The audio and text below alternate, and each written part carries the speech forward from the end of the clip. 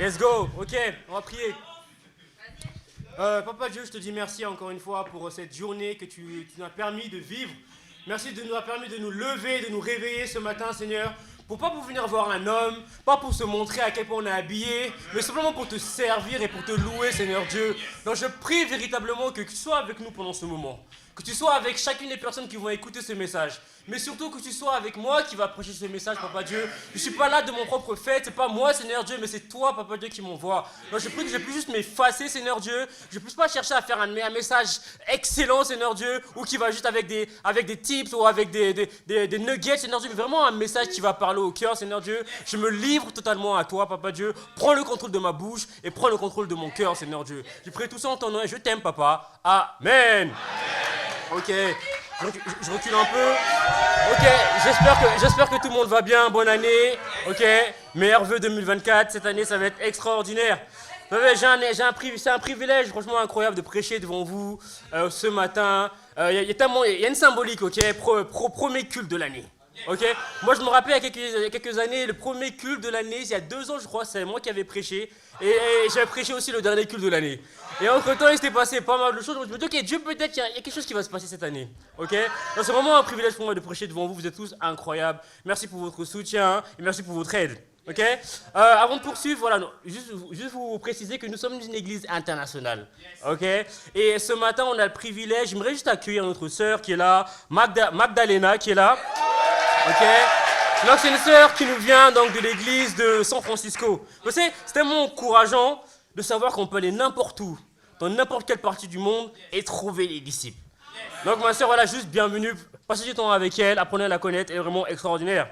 Ok, le privilège, comme je disais, est d'autant plus important parce que c'est le premier culte de l'année. Okay, je remercie aussi, bien sûr, Anthony et Cassidy, qui sont notre père et mère dans la foi, de m'avoir donné l'opportunité de prêcher. Et ils ne sont pas là avec nous parce qu'ils sont en train de prêcher aujourd'hui à Londres la parole de Dieu. Ok, et donc, nouvelle année, n'est-ce pas? Qui dit nouvelle année, dit nouvelle résolution. On connaît tous cette phrase-là, ok? La nouvelle année, c'est quoi? C'est que tout le monde, si vous regardez un peu les stats, début d'année, c'est la période où tout le monde va s'inscrire à la salle de sport. Ok? Là, vous voyez vraiment le pic d'inscription. Pourquoi? 2024, cette année, c'est le sport. Je vais être fit. Je vais être musclé, vous savez? D'accord? 2024, vous allez à Decathlon, le rayon basket, il est vide. Ok? Corde à sauter, il est vide. Pourquoi tout le monde... Je vais m'acheter une nouvelle paire de baskets parce que je veux conduire. 2024, vous allez à Carrefour, le rayon fruits et légumes, vide. Pourquoi? Cette année, je me mets à la diète. Je mange que les fruits et les légumes. Donc tout le monde se précipite vers les fruits et les légumes parce que tout le monde veut prendre ces nouvelles résolutions. Vous savez, qu'est-ce qu'on fait de ces résolutions en général? Exactement. Je crois que ça dure quoi, 3 semaines? Moi je me rappelle un jour, j'avais dit ok, cette année, je vais commencer, je vais terminer l'année, je vais prendre 10 kilos. Ok? C'était en 2023. J'ai pris 0 kilos.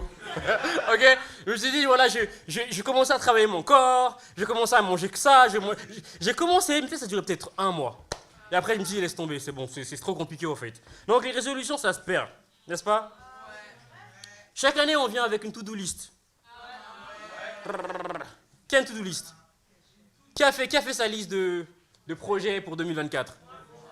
Ok, d'accord, ok. Vous savez quoi, cette to-do list, en général, qu'est-ce qui se passe? C'est qu'elle va s'accumuler d'année en année. Ok? À la fin de quelques années, on se retrouve avec une pile comme ça de décisions qu'on n'a jamais prises au final. Ouais?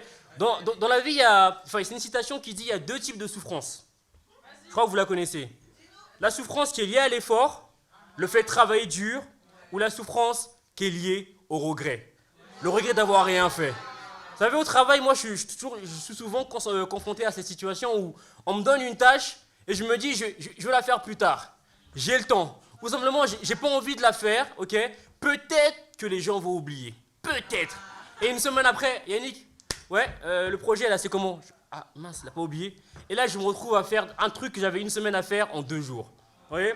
Pourquoi? Parce qu'on ne prend pas la décision de faire les choses. En Acte 14, verset 22, la Bible nous dit... en parlant de Paul et Barnabas.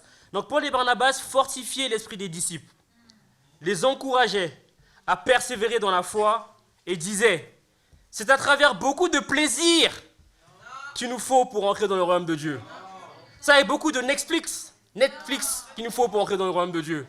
Avec beaucoup de « je vais en vacances, je me repose » qu'il nous faut pour entrer dans le royaume de Dieu. C'est pas ce que la Bible nous dit ici. Okay? La Bible nous dit que c'est à travers beaucoup de difficultés, okay, qu'il nous faut rentrer dans le royaume de Dieu.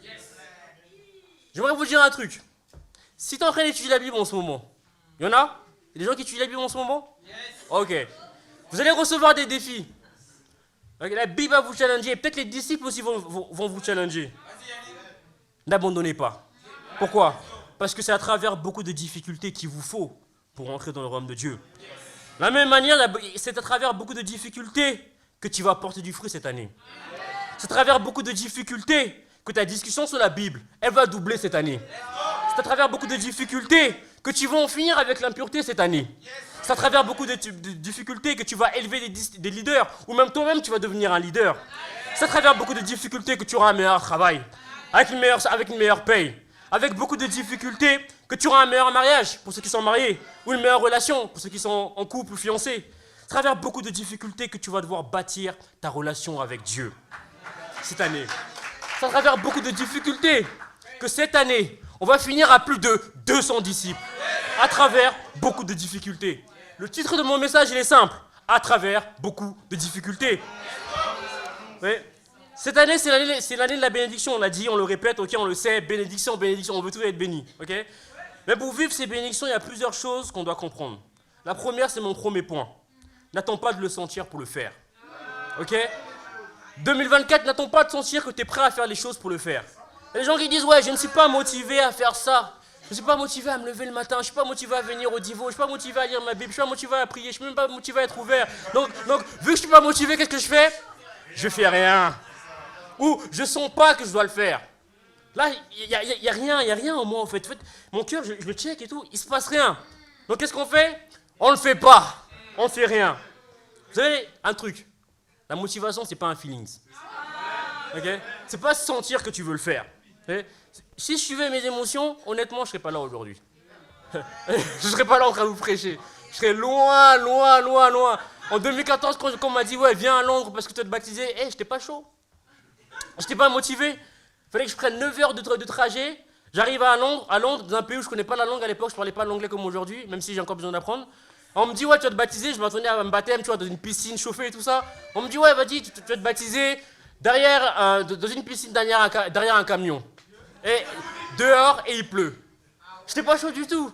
Mais j'ai fait taire mes émotions et j'ai juste pris la décision d'y aller. N'est-ce pas? On veut tous accomplir des grandes choses dans la vie. Cette année. Vous savez, la plupart du temps, on bloque parce qu'on attend de ressentir quelque chose qui va nous motiver. Plutôt que poser des actions qui vont nous aider à grandir. Il y a une chose que j'ai apprise en 32 ans de vie, c'est que très souvent, voire quasiment tout le temps, tu dois faire les choses juste parce que tu dois faire les choses. Des fois, il n'y a pas de raison. Parfois, il n'y a rien qui va te motiver. Parfois, il n'y a que toi et tes convictions. Quand il n'y a personne autour de toi, il n'y a que toi et tes choix et tes décisions. Et tu vas être là, ok, je suis motivé. Il n'y a rien qui sort, tu n'as pas de jus, tu es fatigué. Et tes convictions. Parfois, tu es là devant ton PC, ok, tu as un mémoire de 30 pages à faire, sans illustration, ok. Tu sais que ça va prendre au moins, une semaine, d'accord, et que tu vas devoir te coucher à 1h du matin tous les jours pendant une semaine. Et lui, la motivation là-dedans. Il n'y a pas de motivation. Ce qui va te rester, c'est quoi? C'est juste ta conviction. Je veux être excellent, ok. Pareil, il y a le JNN, d'accord. C'était bien ce qu'on a vu, hein. Le monde, le royaume qui grandit. Vous savez, mais quand tu sais que tous les jours tu dois te coucher à 3h du matin parce que tu as le montage et l'édition du JNN à faire, ok. Elle a la motivation là-dedans. Franchement, je veux remercier l'équipe Silver parce que ce que vous avez vu là, c'est vraiment le fruit de personnes qui sont passionnées pour le royaume de Dieu. La motivation, c'est quoi? C'est qu'on voit l'impact du royaume, ok? Et on veut que les disciples puissent avoir cet impact-là.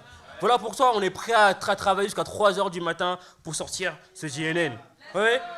Malheureusement, dans le monde, il y a des gens qui passent leur temps à essayer de trouver dans leur motivation dans des choses qui n'ont pas de valeur. Il y a des gens qui vont dire, ok, je vais te motiver, je vais commencer à regarder des vidéos de développement personnel. Ok? On n'est pas là pour faire du développement personnel, les gars. Ok? Il y a d'autres personnes qui disent, ok, je ne suis pas motivé, je vais trouver ma motivation dans une relation. Ok? Peut-être que si je suis en couple, cette personne-là, elle va me pousser à travailler plus dur, comme ça je vais me dépasser. Ou peut-être que, non en fait, attends, j'ai une idée. Ma motivation, elle va venir de cette personne-là. Ok? Elle va venir avec moi et tous les jours, elle va me dire, vas-y, tu peux le faire. Ok? Il y a des personnes qui essaient de trouver leur motivation dans l'argent. Ok? Le fait d'avoir beaucoup d'argent, ou le fait d'avoir une carrière, ou la reconnaissance, ou le fait de voyager. Ok? Je fais le tour du monde. À la fin des voyages, qu'est-ce qui se passe? Tu reviens à Paris. Ok?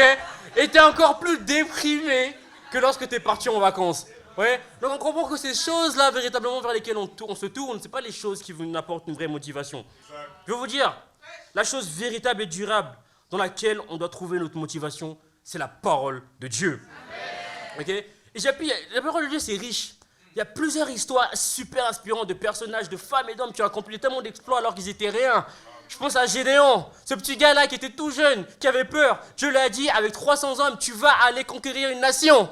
Je pense à David, un berger qui s'occupait des moutons. Dieu lui a dit que tu vas être un roi et avant ça, il a tué un Goliath. Je pense à Salomon, ce qu'il a fait. Je pense à Moïse, ce qu'il a fait. 2 millions de personnes à diriger.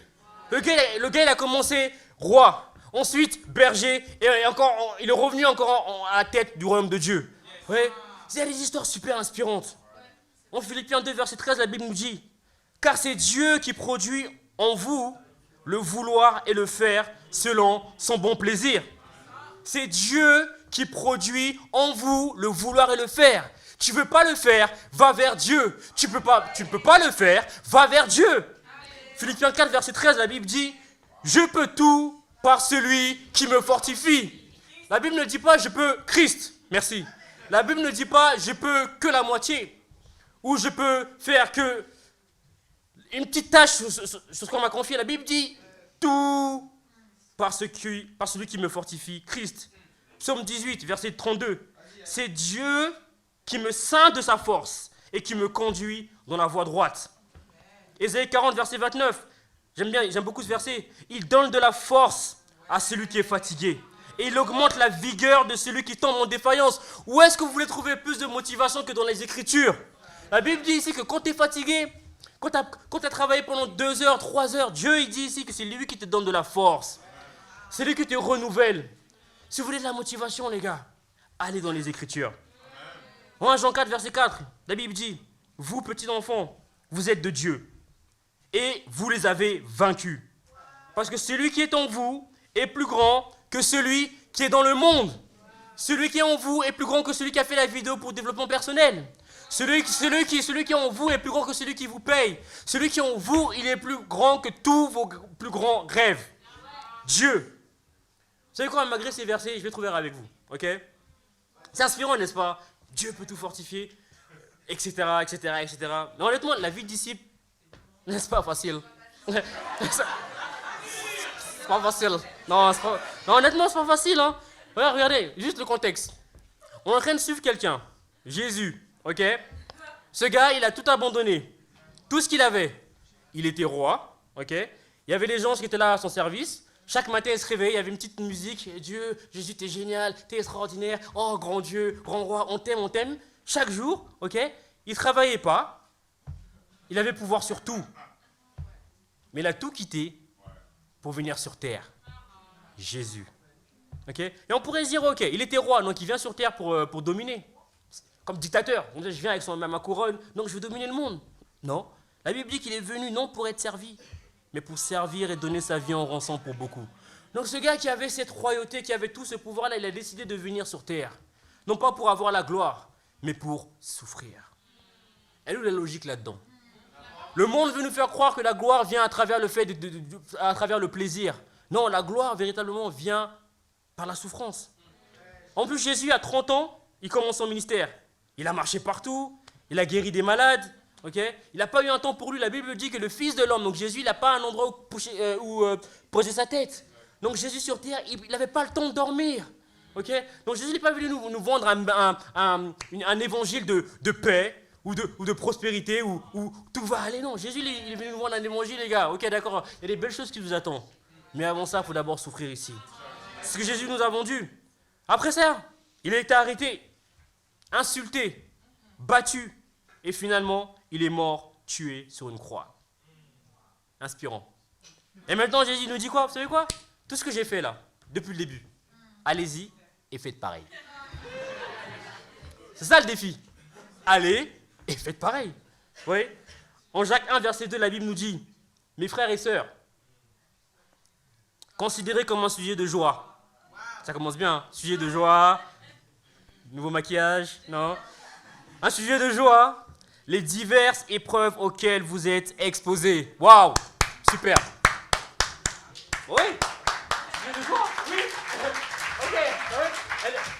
Elle où la joie? Ouais. La Bible nous dit d'être joyeux par les épreuves, mais franchement, il y a 2 personnes et plus moi qui ont clapé. Okay? Pourquoi? Parce qu'on aime bien la joie, mais on n'aime pas ce qui va derrière. Les diverses épreuves. Okay? Verset 3, la Bible dit que, sachant que la mise à l'épreuve de votre foi produit la persévérance. Donc, vous savez quoi? Notre foi, elle a besoin d'être mise à l'épreuve. Dieu est tout-puissant. Dieu peut tout faire. Okay? On le sait, c'est écrit dans la Bible. Okay? On y croit. Mais comment Dieu va montrer qu'il est tout-puissant si on ne laisse pas l'occasion de le faire?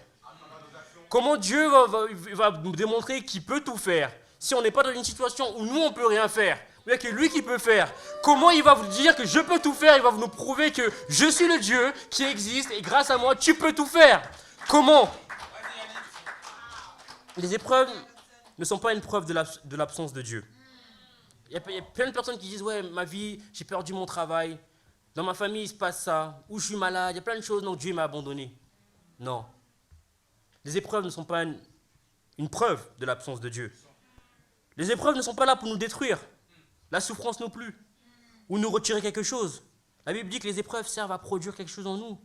À travers la souffrance, il n'y a rien qui sort de vous. Au contraire, vous gagnez quelque chose. Vous gagnez quoi? Vous gagnez plus de patience. Vous gagnez le fait d'être moins émotif, plus solide, moins susceptible, plus courageux ou courageuse, plus douce, plus disciplinée. C'est à ça que les épreuves servent. Mais la Bible dit, mais, il y a toujours un mais, ok? Il faut que la persévérance accomplisse parfaitement sa tâche, afin que vous soyez parfaitement qualifiés, sans défaut, et qu'il ne vous manque rien. La Bible dit qu'il faut laisser cette souffrance-là accomplir pleinement sa tâche. Le problème, c'est quoi? C'est que quand on commence à souffrir, on n'aime pas souffrir, donc on s'arrête. Ok? Une illustration, hier, on était à la sauvagerie. Ok? Bon, on n'est pas encore sauvagerie, mais on est poissonnier parce qu'il faut qu'on passe le défi. Mais hier, il y avait des courageux et des courageuses qui étaient là. Ok? Amen défi, Betty, amen Mallory. Ok? Et à un moment donné, on a fait un exercice. L'exercice, il était simple. Ok? Il fallait te mettre comme ça, tendre les bras, ok? Et faire des squats. Ok? Bon, je peux pas le faire parce que tu mon pantalon, ok? Sinon, ça va, j'aurai des problèmes. Donc, il fallait faire 100 squats comme ça, ok? 100 fois, d'accord? Et à un moment donné, vous savez qu'est-ce qui se passe? C'est que le problème, c'est plus les jambes qui prennent, mais c'est les épaules. Vous savez, c'est un peu comme notre vie de disciple. On a dit une chose à la fois. Tu dois faire des squats et garder les mains droites, ok? Tu dois être excellent au travail, excellent à l'école et mettre le royaume de Dieu en premier. Tu dois savoir gérer les moments de formation et gérer aussi les réunions au travail. Tu dois savoir faire plein de choses en même temps. Au moment, qu'est-ce qui se passe? Tu es en train de faire toutes ces choses-là, en fait, tu n'as plus le mal ici, mais tu commences à avoir mal aux épaules. Oui.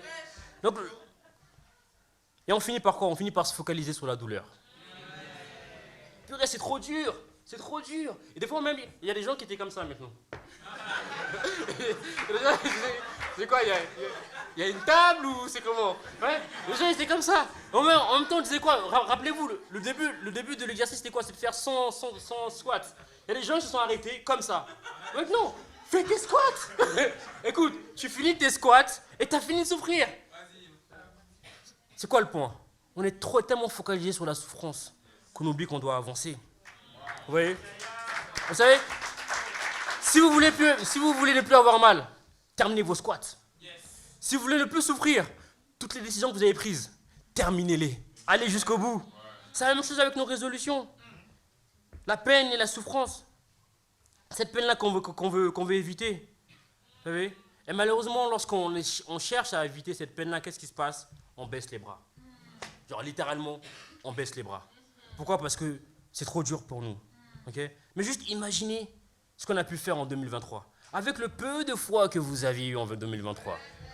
Tout le monde a eu de la foi ici. Mais on a aussi douté beaucoup en 2023. Ok? Avec le peu de niveau de positivité qu'on a eu en 2023. Il y a des gens qui ont travaillé et ont été positifs aujourd'hui.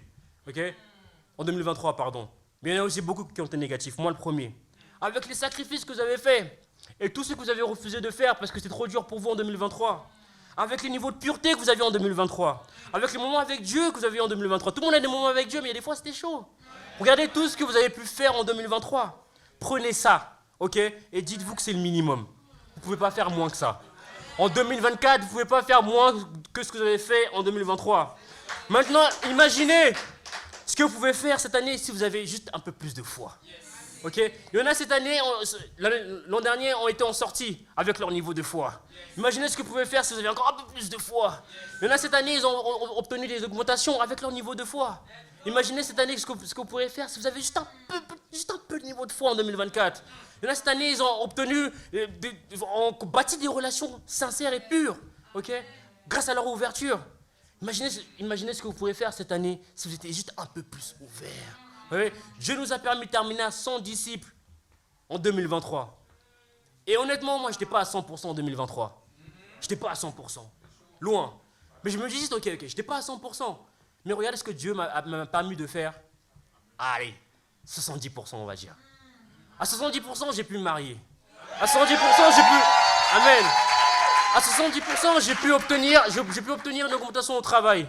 À 70% j'ai pu valider ma période d'essai. À 70% j'ai pu avoir des rêves et des visions. Je me dis, mais ok, cette année, si je passe à 100% vraiment, si je suis vraiment engagé, si je suis radical à 100%, mais qu'est-ce qui va nous arrêter? Qu'est-ce qui va m'arrêter cette année?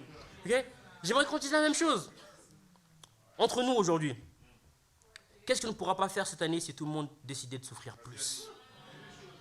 Si vous décidez de faire plus, qu'est-ce qui va vous arrêter? La seule chose qui peut vous arrêter, c'est vous-même. Parce que Dieu il a déjà dit, on peut tout.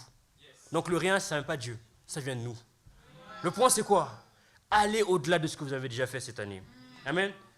Un défi qui est simple pour vous. Pensez à l'une de vos faiblesses de 2023. Okay? J'ai pas envie que vous vous disiez, il n'y a pas d'échec. On apprend. Okay? Les choses que vous avez dit que vous allez faire en 2023 que vous n'avez pas faites, reprenez-les. Arrêtez avec les nouvelles résolutions. Reprenez celles que vous avez laissées en 2023. C'est bon? Terminez d'abord ce que vous avez commencé en 2023. Prenez ça. Prenez cette lacune-là et travaillez dessus cette année. Moi, j'ai pris... Peut-être c'est quoi? Peut-être c'est la pureté. Okay, peut-être la faiblesse, c'est la pureté. Cette année, travaillez votre pureté. Peut-être c'est le sport. Faites du sport. Peut-être c'est la prière. La maîtrise de soi. Prenez un domaine dans lequel vous étiez faible l'an dernier et cette année, faites-en votre force. Moi, mon domaine, c'est quoi? C'est la constance. Je veux être constant. Parce que moi, je suis quelqu'un, je prends beaucoup de décisions et en général, je les termine, mais des fois, je mets du temps à les terminer. Cette année, j'ai dit que Dieu, je vais être constant en tout. Moment avec Dieu, constant. Prière, constant. Pureté, constant. Je vais aimer de manière constante. Je vais pardonner de manière constante. Je vais être motivé de manière constante. Je vais me donner à fond de manière constante. Et même quand je serai fatigué, je vais continuer à rester constant. Prenez ce défi-là. Deuxième et dernier point. Sois traité conformément à ta foi. Sois traité conformément à ta foi. Cette phrase-là, elle vient de Matthieu 8, verset 13. Donc, c'est le passage où Jésus il échange avec le centenier. Le centenier lui dit, va guérir mon serviteur. Et Jésus lui dit, à la fin, que cela soit fait selon ta foi. Okay? On n'a pas le temps d'y aller, j'ai pas beaucoup de temps. Okay? Mais, prenez le titre. Allez lire la Bible. Cette année, il y a une chose qui va différencier ceux qui vont souffrir et ceux qui vont le vouloir. Ceux qui vont vouloir souffrir et ceux qui ne vont pas vouloir souffrir. La foi. La foi, c'est quoi? C'est la ferme assurance des choses qu'on espère, la démonstration de celles qu'on ne voit pas. La foi, c'est de voir un truc que personne ne voit. Donc si tu vois un truc que personne ne voit, tu vas voir 1000 € par terre que personne ne voit, qui va le ramasser? C'est toi. Ok? Donc c'est quoi? La seule différence entre ceux qui vont souffrir et ceux qui ne vont pas souffrir, c'est la foi. Ceux qui ont la foi, ils savent que même s'ils vont galérer, ils vont l'avoir. C'est promis, c'est là, c'est canon. Canon, c'est là en fait. Vous savez, quand Dieu a envoyé son peuple Israël, il voyait le pays. Okay? Il voyait le pays. Même s'il y avait le Jourdain à traverser, même s'il y avait les ennemis en face. Okay? Mais il voyait ça. Donc pour eux, c'était clair. Ils devaient l'avoir. La foi. Vous savez, j'ai une écriture à vous partager, encore, en Genèse 32. Dites-moi amen quand vous y êtes. Genèse 32. À partir du verset 25. Genèse 32, verset 25. Dites-moi Amen quand vous y êtes. Amen. Au verset 25, la Bible dit, le verset commence par « Jacob resta seul ». On peut s'arrêter là, ok? Jacob resta seul. Là, en 2024, pour nous, il y a un enseignement derrière. En 2024, les moments qui comptent le plus, ce n'est pas les moments où tout le monde va te voir. Ce n'est pas les moments où tu vas être élevé. Okay? Ce n'est pas les moments où tu vas avoir la gloire, où tu vas avoir la victoire. Non, en réalité, les moments qui vont faire la différence en 2024, ce sont tous les moments où tu vas passer avec Dieu. Seul. Comme Jacob. Jacob resta seul. Pourquoi? C'est lorsque tu es seul, c'est là où Dieu il est là. Amen. Et il dit que Jacob resta seul. C'est alors qu'un homme lutta avec lui jusqu'au lever de l'aurore. Du soir jusqu'au matin, sans dormir, Jacob, il est en train de combattre Dieu. J'ai un défi pour vous cette année 2024. Faites des nuits de prière. Ok? N'attendez pas qu'on vous dise des nuits de prière. N'attendez pas qu'on vous dise, ok, cette année toute l'église, nuit de prière. Non, faites-le. Ok? Et allez voir votre dirigeant de discu. Et dites-les, dirigeant de discu, est-ce qu'on peut faire une nuit de prière sans attendre qu'Anthony nous demande de faire les choses? Ok? Battons-nous toute la nuit pour les bénédictions. Verset 26.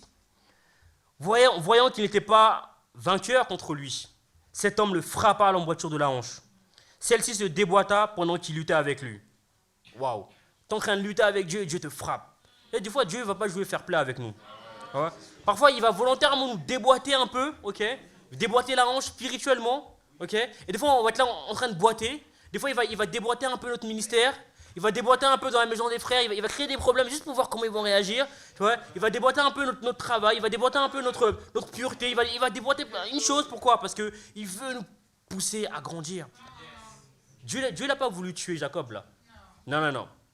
Il a voulu nous montrer à quel point c'était un homme combatif. De la même manière, Dieu des fois va vous déboîter la hanche.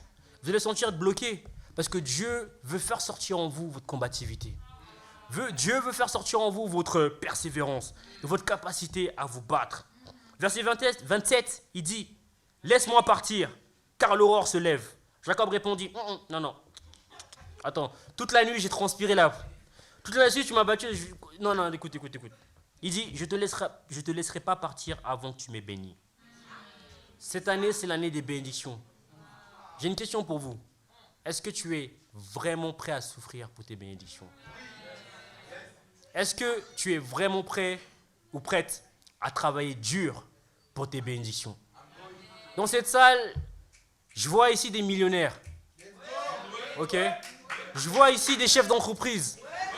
Je vois ici des dirigeants de discu, des dirigeants d'église, des futurs cyber. Je vois plein de choses ici. Et on peut tous les devenir. Ma question, c'est est-ce qu'on est prêt à souffrir pour ces choses-là? Bénédiction égale souffrance.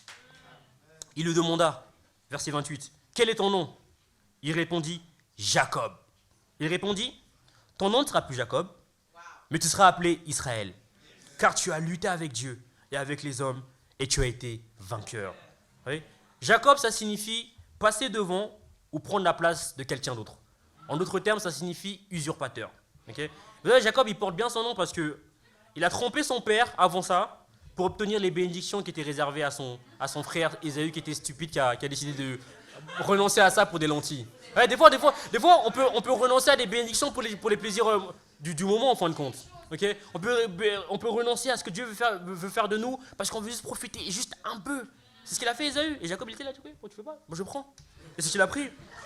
Et c'est ça qui a donné son nom, en fin de compte. Okay? Mais la Bible dit qu'après avoir lutté avec Dieu, qu'est-ce qui s'est passé? Dieu lui a donné un nouveau nom. Il lui a dit, tu n'es plus celui qui va prendre la place des autres. Okay? Le syndrome de l'imposteur, c'est fini. Maintenant, tu vas t'appeler Israël. Lutteur avec Dieu. Dieu s'est montré fort. Dieu a eu l'avantage. Jacob était tellement déterminé que même Dieu, il devait redoubler d'efforts. Il devait dire, ok, ce gars-là, ok, je suis Dieu, mais là, il faut que je fasse encore un peu plus. Je vais le casser un truc. Oui?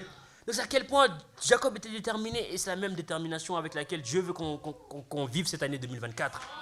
Amen. Quand je pense à quelqu'un qui a lutté dans sa bénédiction, pour avoir sa bénédiction avec Dieu, je pense à notre dirigeant Anthony.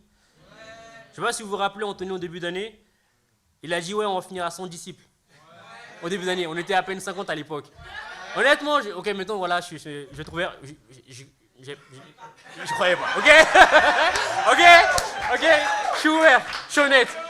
Mais à force de prédication et de prédication et de prédication, finalement, il a fini par nous transmettre cette foi.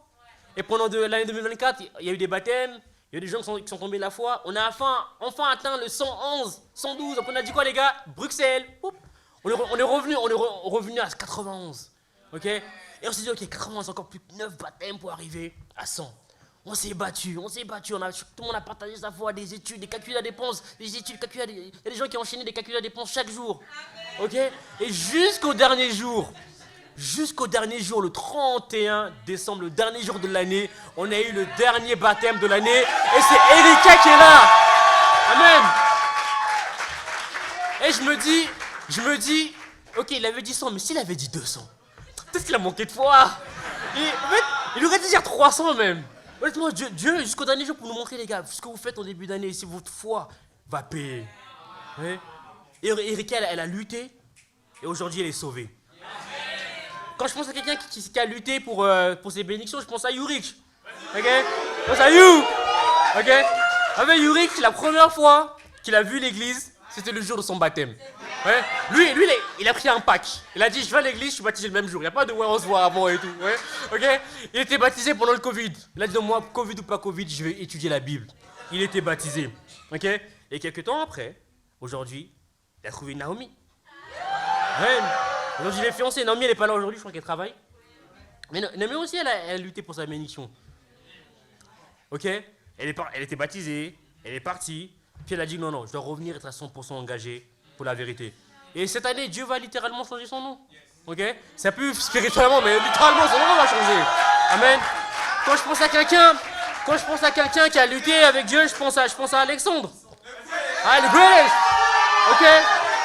Alexandre, il a lutté pour la justice et l'intégrité devant Dieu. Frère, je me rappelle toujours le jour où tu es venu devant l'église et tu l'as dit, tu as confessé à l'église ta vie en fin de compte. Tu étais simplement honnête. Ok? Aujourd'hui, the greatest. Ok? Aujourd'hui, on est sorti avec notre sœur incroyable, Kenza. Ok? Et Kenza aussi, elle a lutté. Malgré la persécution, elle a décidé de mettre le royaume de Dieu en premier, de se battre. Et même pas 6 mois après, elle est déjà en sortie. Ça, c'est incroyable. Et enfin, pour terminer, quand je pense à quelqu'un qui a lutté pour avoir ses bénédictions, je pense à Eudré. This guy. Eudré, je l'appelle le maréchal. 7e flotte. Ouais? Eudré, il était dans une église, ok? Il avait des responsabilités, il était batteur, pas mal de choses il faisait là-bas. Il était en couple avec notre sœur Madeleine aussi, ok?